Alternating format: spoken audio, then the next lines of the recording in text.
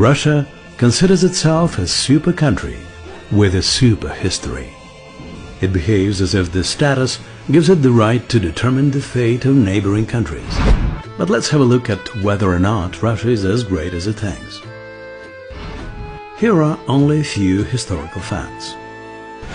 Let's begin with the name, Russia. It brings us back to the days of old. The great and powerful medieval state named Rus. Let's look at the capital of Rus. What did Moscow look like those days? Oops. Turns out that the capital of Rus was Kiev, the capital of modern Ukraine. In the 11th century, there was a stone Christian church being built in Kiev, St. Sophia Cathedral.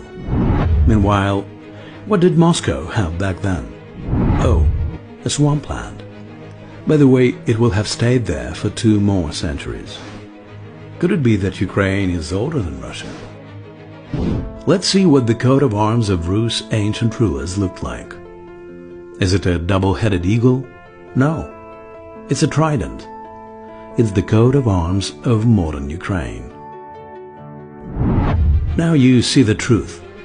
Russia was called Moscovia until the 17th century. And Rus was considered to be Kiev's territory. Russia has simply stolen its neighbor's name, since it always sought historical grandeur. But let's get back to the super country. In 1514, the Ukrainian general Konstantin Ostrogsky defeated the Russian troops in the Battle of Orsha. Ukrainians had already been using firearms, and Moscow still used bows and arrows. In 1566, printing had already actively developed in Ukraine, and libraries were opened. While in Moscow, they will have stuck to handwriting and considered the printing press evil for a long time. In 1576, Ukrainians founded the Ostrog Academy, one of the biggest educational institutions of those times. The first Russian university will have been opened only 111 years later. But let's also consider the ordinary people. By the end of the 17th century, Ukrainian Cossacks had already been using forks, while for Russians it looked like an oddity.